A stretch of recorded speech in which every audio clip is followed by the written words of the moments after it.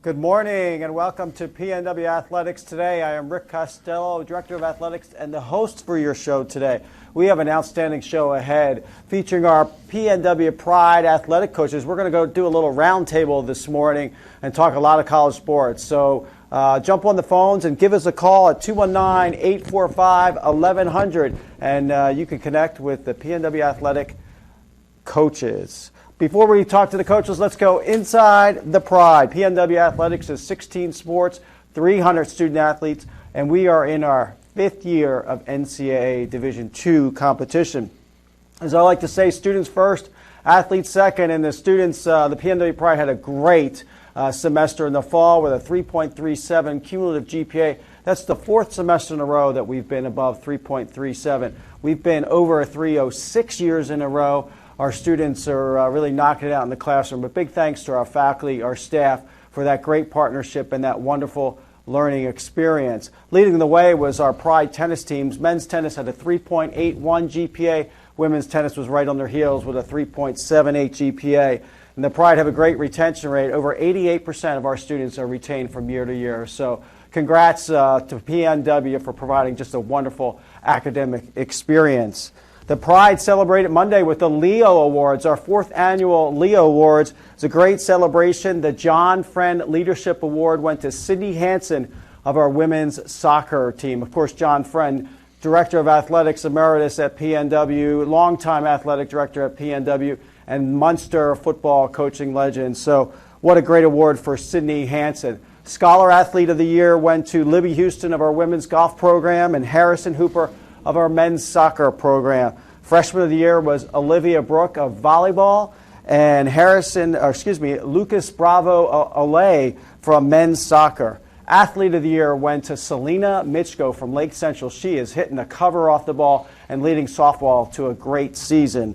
Craig Herman of our ice hockey program was the male Athlete of the Year, and he led the team to a division championship this year. So a great season on the ice. And the Pride Hustle Desire Award was awarded to Tyler Hoffman. Just a really special moment in PNW Athletics history. Our best thoughts and wishes are with Tyler as he recovers. But what an amazing moment to see him walk up to the stage and give that speech to accept that award. We're with you, Tyler. And congrats to Alex Bishop, made PNW history, the first ever men's golfer to qualify for the NCAA Regional. He will be at Purgatory is the name of the golf course in Noblesville, Indiana on May 5th to the 7th, trying to advance in NCAA postseason. Congrats, Alex, on making history for the Pride.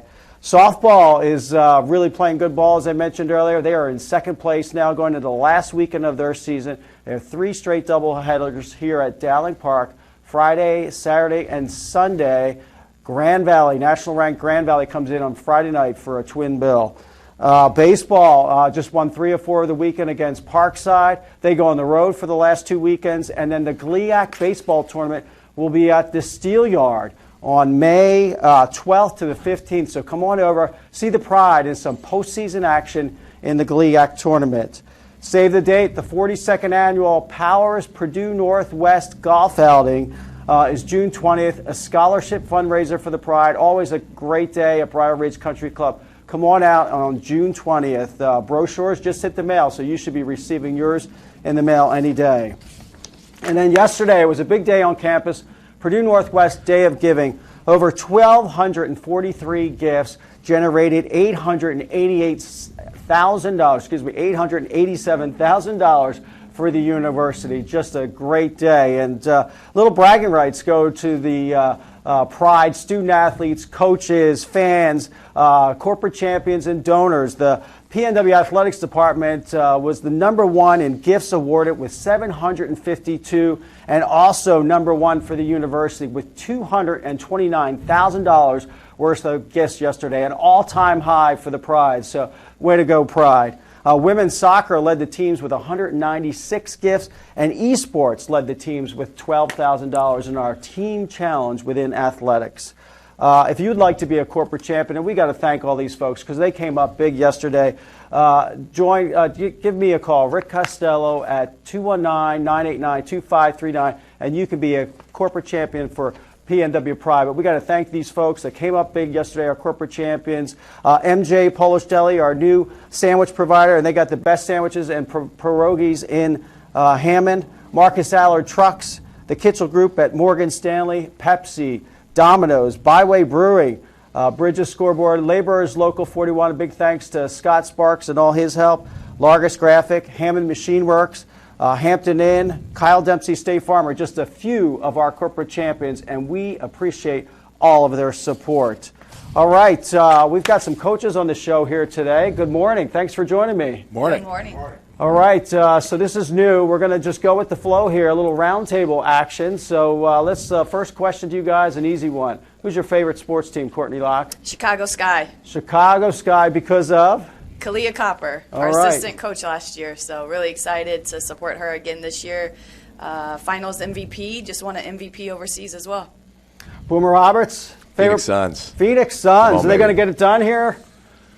Yes. All right. Is that confident? Yes. Yes. Yeah, sure. Why not? Okay. You go back to the Steve Nash days? I go back to the KJ days. All right. Kevin Johnson, Dan Marley, Thunder Dan, Danny Ainge, Barkley, Cedric Sabalas, squad. All right. Some good squads there. Coach Curtis, who is your favorite sports team? Punishment over the years. I'm a Michigan area guy and the Detroit Lions.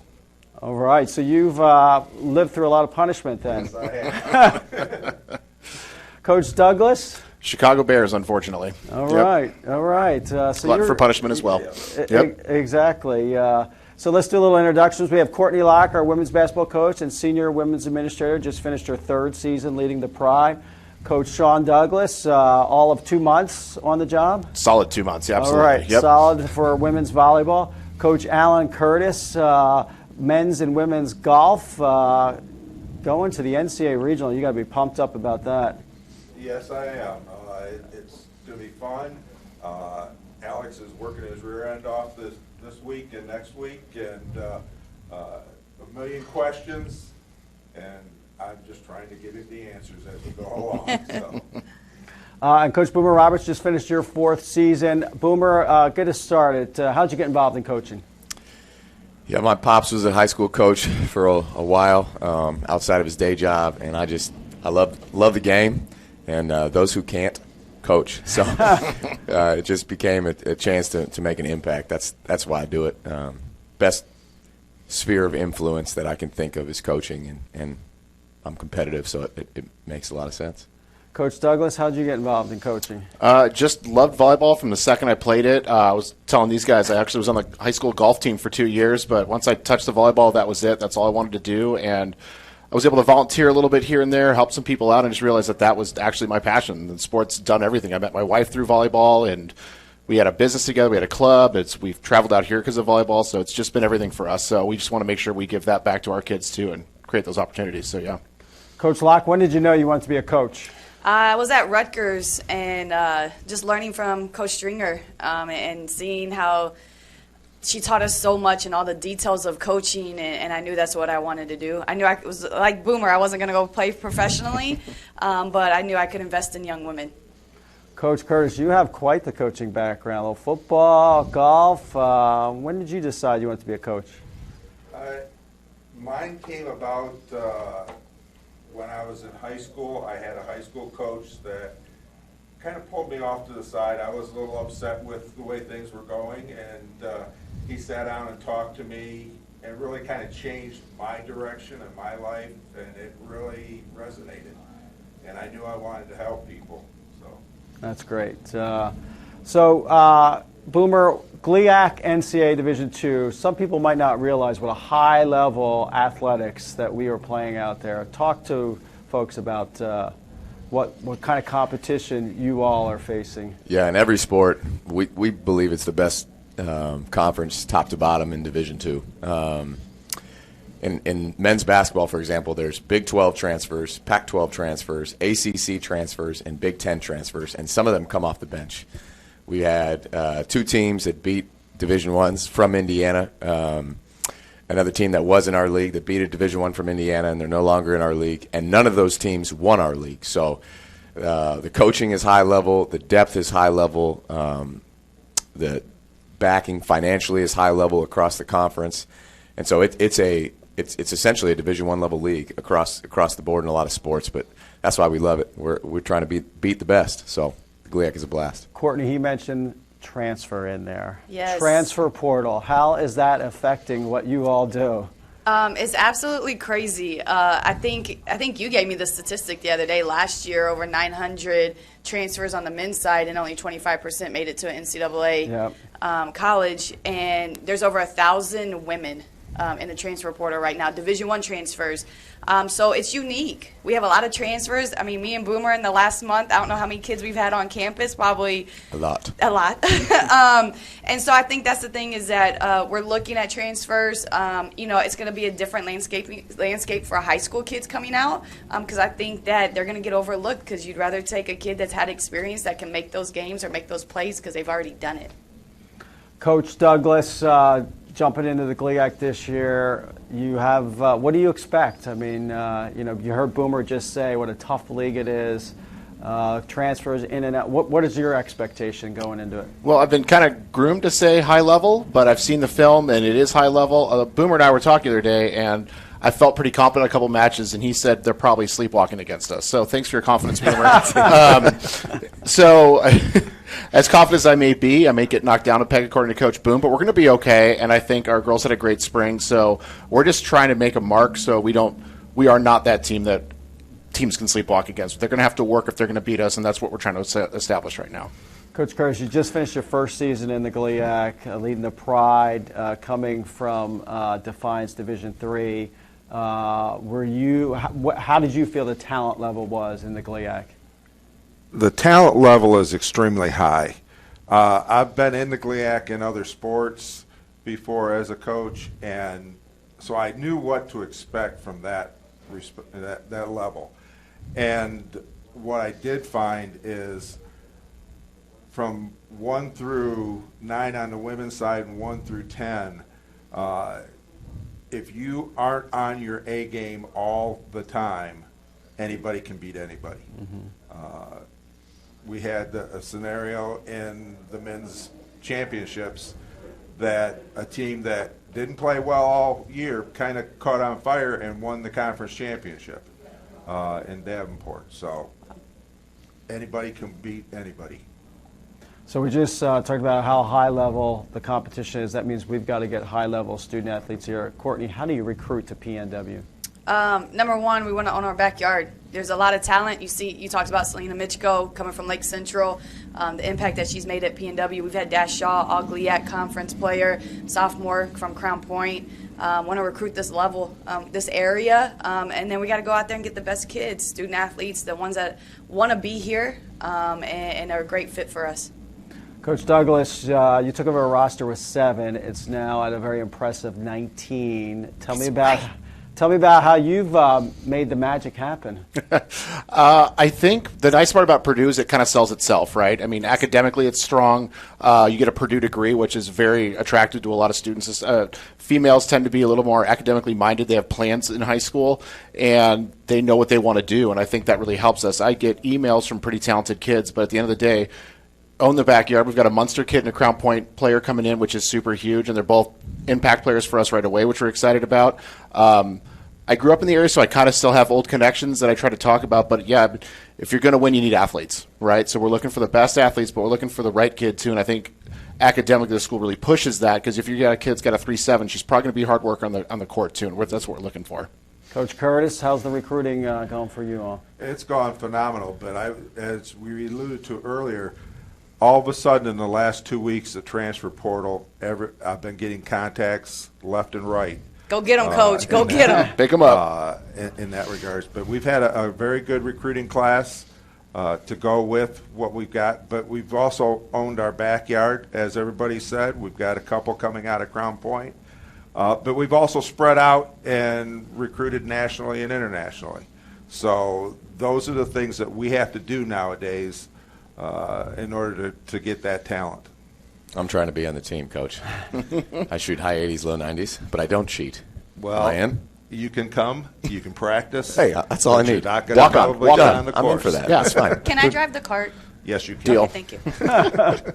We're good. Coach, what are we looking for as far as recruiting on the men's basketball side? Yeah, for us, kind of like Locke said, it's finding the right fit. There's a lot of hoopers. There's a lot of guys who can put the ball in the basket. We want guys that love the gym, that love competing, and that love each other. And I used to think that, hey, everybody loves basketball if you're good at it, but there's a lot of guys who play just because they're good at it, or in the social media age, they just want to rack up as many accolades they can. Do you love basketball? Do you love competing? And then do you love your teammates? And those guys do really well here. So we believe the future is bright. Any rule changes that any of you would like to see in your sports? I would like to see men's basketball go to 4 quarters. Please, please, please, please. That's all I'm asking. On that line, I want to be able to advance the ball. The NBA can advance the ball. The women's game can advance the ball. FIBA can advance the ball. College basketball is the only Explain to everybody what you mean by advance the ball. timeout situation at the end of the game. It makes our women's games a lot longer because everybody's calling timeouts. But and a lot of overtimes. no doubt, you guys you led the country in overtime games. We did. But when you can advance the ball, 6 seconds left, and they score to go up 1. I'd love to be able to call a timeout and advance it over half court so we can drop a set in operation as opposed to having to bring it the full 94 feet. Any rule changes in volleyball or golf that we should be talking about? They're trying to trickle down the replay system, which I know could be hard to set up, cameras and microphones on the net in areas. But I think that we've seen it a lot in the D1 and the big TV games that it actually has made a huge difference. Like when to use your replay, when not to. But volleyball's becoming such a fast physical sport. The women are just as talented as guys. They're touching over 11 feet. Some of the D1 girls, they are just phenomenal athletes. The ball's getting hit harder, so let's give a little bit of help in these crucial moments where it's 14-14 in the 5th set. Let's get the call right, and I think that would be really fun to. They've talked about it. Some conferences in D2 are doing it, so it's starting to trickle down a little bit, and I'd like to see that. You think it'll slow down the game? A little bit, but I'd rather have the right call. I mean, I know we've watched games with baseball too, and sometimes you're sitting there for 5 minutes. I don't think it takes that long. It takes 30 seconds to see if a ball's in or out. It's not too hard. So, Coach, any rule changes in golf? No, we're predominantly ruled by the USGA, so Okay. what they determine, everybody plays by.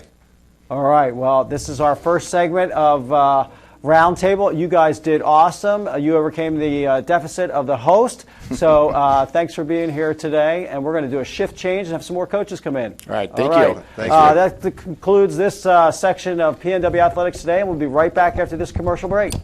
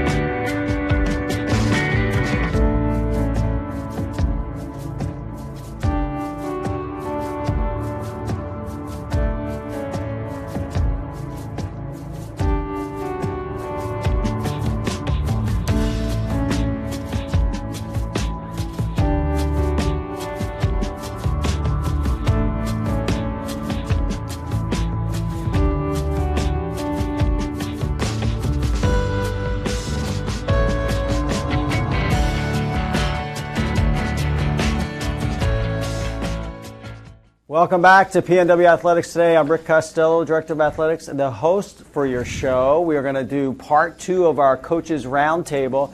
We have joining us today Mary Whistler, our women's soccer coach. All of 2 months on the job, Mary? 2 months. All right, a veteran. Oh, yeah. Nick Tomzik, our ice hockey coach, just completed year 1. Good morning, Nick. Good morning. Ryan Hayes, head men's soccer coach, 7 years with the Pride. Yes. Good morning, Rick. How are you? Good morning. Thanks for joining us. And the veteran of the group, Dave Griffin, in his 9th season with the Pride, won 3 out of 4 in this past series. Yeah, it was a good weekend. Hopefully we can keep it going. Good morning. All right, good morning. All right, we're going to start it off nice and light and easy. Favorite professional team, Ryan Hayes, favorite professional team? Liverpool FC out of England. All right, tell our listening audience a little bit about Liverpool FC. All right, so Liverpool FC are the greatest football team in the world. Obviously quite biased in my opinion there, but a European powerhouse. They're on the resurgence over the last couple of years under trusty leader Jurgen Klopp, doing a tremendous job. I got involved supporting Liverpool growing up in Australia. There weren't many sporting stores that had Premier League jerseys that you could actually go out and buy. And so because Liverpool were good back in the 80s, probably showing my age a little bit, Liverpool jerseys were one of the jerseys you could go out and buy. So I wanted to wear the team that I supported, and that's effectively how I fell into supporting Liverpool, much to my father's disgust, as he's a Manchester United supporter, who are big rivals of Liverpool. All right, Mary, let's stay with soccer. What's your favorite sport? I gotta agree with Ryan on that one. I'm actually a Liverpool fan as well, so this is newer to watching Premier League. Honestly, I love the NWSL also, and my team NWSL would actually be the Chicago. Oh my God, I'm drawing a blank. Well, I can't even name the Red Stars. Your favorite team? The Red Stars, my favorite team. Yes, I'm doing well. I don't have any stage fright. This is fine. Nick, you want to go a little favorite? Do you got a favorite team there, Nick? I do. It's the Detroit Red Wings. Detroit Red Wings. Hands down, it's been my team since I was a little kid, even when they were bad in the 80s, and then really good throughout the 90s and 2000s, and now we're rebuilding and going to make that dynasty happen again. They play basketball, or? I'm just glad you knew their name. Yeah. Dave, favorite team? Well, I'm going to throw everybody a curveball via the baseball jargon. My favorite team is the Chicago Blackhawks. Nice. Sorry to hear that. I have a license plate that has the Blackhawks on it, and 2010, 13, and 15 were nice viewing for us avid hockey fans. Dave, when did you get started in coaching? 1992. I started coaching along with started in the business of baseball, and then went to high school in 2000, did that for 6 years, and then here in 2013. So 30 years coaching. What are the big lessons that you've learned? You know, the wins and losses are secondary. It's the relationships with not only the parents but the kids, and watching them grow up and having a big effect on their lives, and being a mentor, and, you know, it's just, there's nothing that compares to that. Nick, how long have you been involved in coaching? Well, I knew I wanted to be a coach when I was at Northern Michigan. I was a team manager up there, and as soon as I was around all those guys and just seeing what it was like, I was like, that's what I wanted to be. Originally, it was going to be an NHL player, but I fell way short of that one. And then from there, I became a head coach when I was 22, and been coaching ever since. So that's 19 years now. Mary, why do you coach? The people. I think if I wasn't coaching soccer, I'd probably be a therapist of some sort. So honestly, just people relations is kind of my thing, and being able to help and kind of serve, honestly, through athletics is like two of my favorite things, right? Being around people and being around the sport I've loved since I was a kid. So, Ryan, you've been very successful at what you've done. How long have you been involved in coaching, and why do you coach? Yeah, I've been coaching quite a while. I think I started back when I was about 15, actually, coaching young kids while I was still playing. And my dad was a coach growing up and coached me a lot growing up. So I think I've had that through osmosis driven into me a little bit. So I really just like to see the growth of the people that we coach and that we're involved with, and there's nothing better than players that you formerly coached coming back to you and still reaching out to you and keeping you updated on how their lives are going and they're meeting their families and things like that. I think it's a really, really cool circle to be part of, and it's really great to see that growth. So, Ryan, the lifeblood of a college athletic program is recruitment. How you've done it for a long time here at PNW. How do you recruit PNW? Our program in particular recruits from a variety of different areas. We really like to go hard after big players from Indiana and Illinois, primarily just because of the proximity to the school. But we've also recruited from other states around the Midwest too, and other states around the country, which has been really, really awesome to see. We have also tapped into the international market quite a lot too, and I think that's been fantastic for the university as a whole, as it's helped put Purdue Northwest's name out there around the world even more. So that's been really, really great. I think one of the biggest things we use to recruit here to PNW is the strength of the academics combined with the awesome level of athletics that we provide. And I think the combination of the two is what really attracts student athletes to our program. Mary, you've only got 2 months in recruiting here. How have you found recruiting to PNW?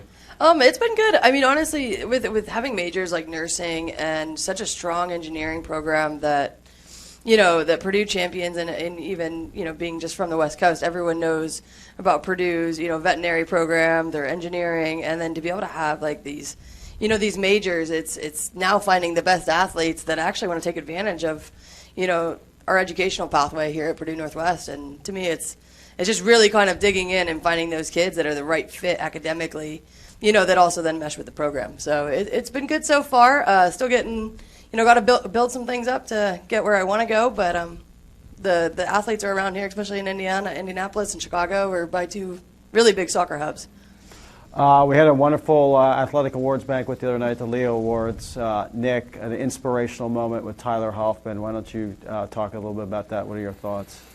Yeah, it was incredible. From knowing where he was 4 months ago to what he was able to accomplish now was nothing short of a miracle. To being in his hospital bed, fighting for his life, to doctors saying, we're going to have to start looking at other options and what you guys are going to do and what's his life going to look like, and then to see where he's at, where he was able to walk onto the stage, was nothing short of a lump in the throat moment, I think, for a ton of people in the room. So he's for sure that Heart and Desire Award for what he's actually battling. He was that warrior on the ice, but I think we're seeing the warrior outside the ice as well. Nick, there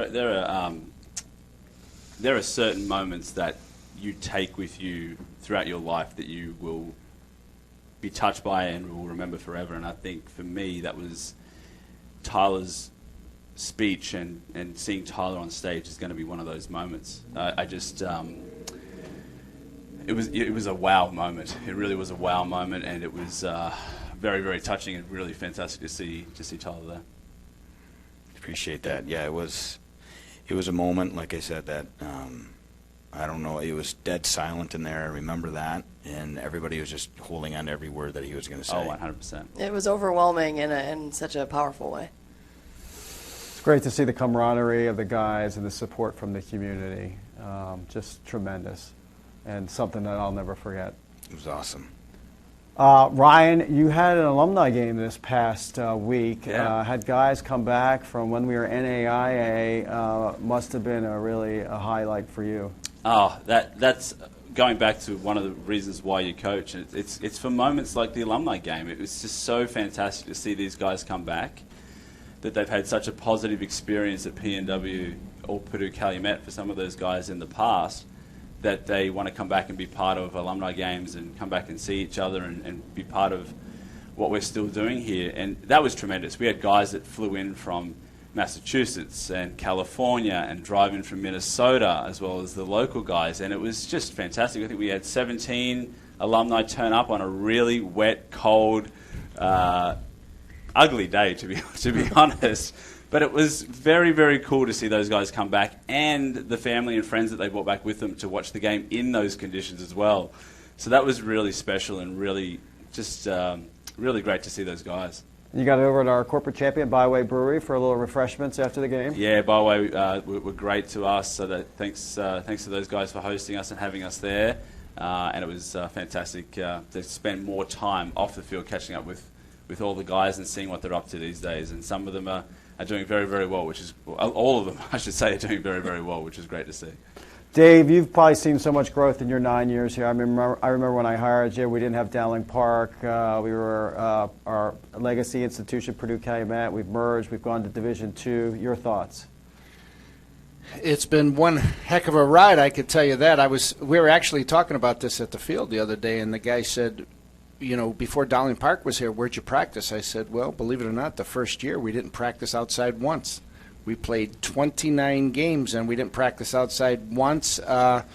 We practiced indoors a little bit, and I said, we got things rolling. We used Griffith High School for a couple of games, and I told the guys, believe it or not, to go back to it, is we actually won 10 games in a row. We won the last 2 games of our first season, then we went to Florida. We won 7 in a row. Then we came back, played San Xavier. We won that one, so we won 10 games in a row, and it's just everything started to take hold. The region started to understand what we were trying to do, and it's been fun. It's been you feel like a captain on a boat, and you're just trying to steer things through everything, and you're just going, and you just keep pushing forward. And be a skipper on a boat for you, though, right? Because you're the skip. Yeah, if you want to call it. There's been a lot of things, but Love it, Nick. in life, those are like fun things. It's no different than probably raising a family and going through and doing what you got to do in life to make sure everything works out. We've seen so much positive change and growth under the leadership of Chancellor Keon, and it's wonderful to see what Purdue Northwest is today, and the great academics and the community support. Talking about change, we live in a world in athletics with transfer portal and rule changes. Rule changes in the sport of soccer. They just did something with overtime. Yeah, took it away from regular season. No more OT. No more golden goal when it comes to tournament. So it was kind of cool. Everyone was sharing their favorite golden goal moments on Twitter, actually just last week. So yeah, it was pretty cool actually. But it's kind of crazy that we're never going to see another golden goal in this next era, really. But OT, honestly, on the bodies, the way the season is so condensed. I think taking away OT, less injuries, anything that's better for the student athlete's well-being, is great, is positive. But I'm definitely, competitively, gonna miss it. But definitely better for the student athletes. Ryan, are you there? Is it a good rule change? That's a fantastic rule change. I'm a soccer purist and can't stand the overtime. It obviously brings on some, and I completely agree with Coach Mary, that it brings on some fantastic memories when you're on the winning side of a really close OT winning game. But on the other side of it, it can be quite devastating as well. So I'm really happy to see the change. I think it's great, particularly in a conference where we play games Friday, Sunday, and the turnaround time is really quick. I think reducing that is it's going to be very beneficial for the student athletes' well-being. Dave, there's been some rule changes in baseball. You're testing bats before games. You got a clock on the pitchers. What's your thoughts? The clock on the pitcher is very arbitrary. They make it so all the pitcher has to do is step off and just fake a throw, and then it's no clock. So if a kid has a lapse and he forgets to do it, then he gets a warning, and you get a couple of warnings. I think the game is fast anyways, especially at the Division II level. Most games. We were done yesterday. The first game was an hour and a half, 7 innings. That's fast. We finished 2 games yesterday. We were done by 5:23, and that's with a half-hour break in between. So we played 2 games from 1 to 5:30. That's not bad. It's really good, actually. So I don't know. I think they're just tinkering with stuff. I'd like to see them do away with the pitch clock. I don't think it makes a difference at our level.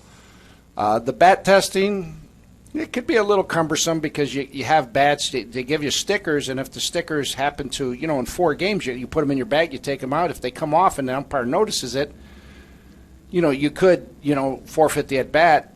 The thing is, by the end of how many games we play, you have a ton of stickers on your bat. So, I don't know.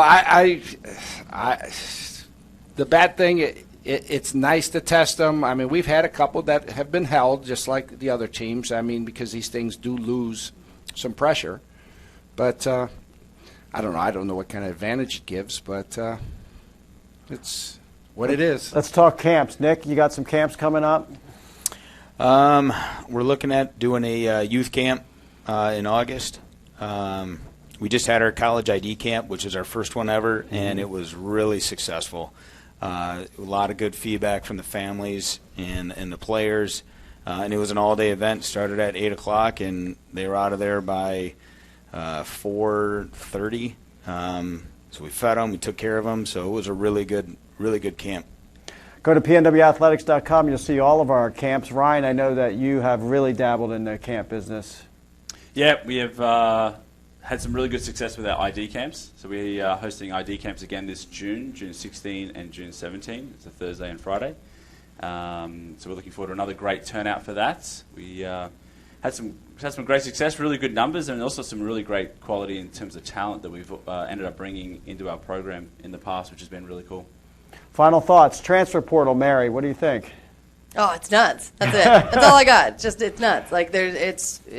I mean, record numbers, right? It's. I mean, kids. I mean, just do your research before you pick a school. Don't pick it just for athletics. Know your academics. I mean, honestly, it's kind of changing where if you don't like something, you just leave, and that's kind of been tough. I just know that resilience is something that is a characteristic I look for in my players. Not because I'm going to run you out, but no, I made it weird. I think I'm just kidding. No, I think you're spot on, Mary. I think sometimes we always think the grass is going to be greener on the other side, and it's not always that way. And I think given that there were something unbelievable from the men's soccer perspective alone, like 1,400, 1,500 players on the transfer portal this year, there's going to be a lot of players who either end up with no school to play at or going back to the school they were currently at with their tail between their legs, begging for a spot back on the roster. It's true, though. So, Which is a weird conversation with the coach of like, Very. I'm leaving, and then you want to come back. Yeah. And Right. Welcome back. And we plan around not having you, Yeah. right? Dave, you been dealing with the transfer portal? I just come back to the same thing. Red flags. I mean, if you go on Twitter, everybody's got these things called flat ground. There, you got to do a lot of research. You got to be a sleuth now more than ever because these kids put down one thing, like their velocity, and they've thrown 3 innings all year, and yet they want a big scholarship. And it's like, well, wait a second, you can't even pitch where you're at, and you want to come pitch for me? So it's. I mean, I don't know. I just think it's a little bit out of control. Guys, thanks for being on the show. Our first edition of the Roundtable. We'll definitely bring it back. You guys were awesome. And that wraps up our show today. Let me just give a big shout out to our corporate champions, Berglund Construction, McDonald's, Monosol. Big thanks to Matt Harris. Of course, Jed TV, Crazy Kaplan providing all our fireworks for our golf tournament, Northwest Indiana 24/7, ER and Hospital. Big thanks to Kevin Frazier, Hudamaki, Langle's Pizza, the best pizza in Highland. Chicago Classic provides all of our coach buses. Lakeland Collision, Mercer Insurance, People's Bank, Rush Physical Therapy takes great care of our student athletes, and they have a PT right in the Fitness and Rec Center in the Hammond campus. Strack Van Til, Spark Marketing, Station 21, and of course South Shore CVA. Just a few of our great supporters. Strack Van Til, can't miss them. Just a few of our great supporters. So if you want to be a PNW corporate champion, give me a call, Rick Costello, at 219-989-2539. So that wraps up PNW Athletics for the 21-22 season. We've had a historic year, a great year. We will be back next year. And thanks so much for watching, and go Pride.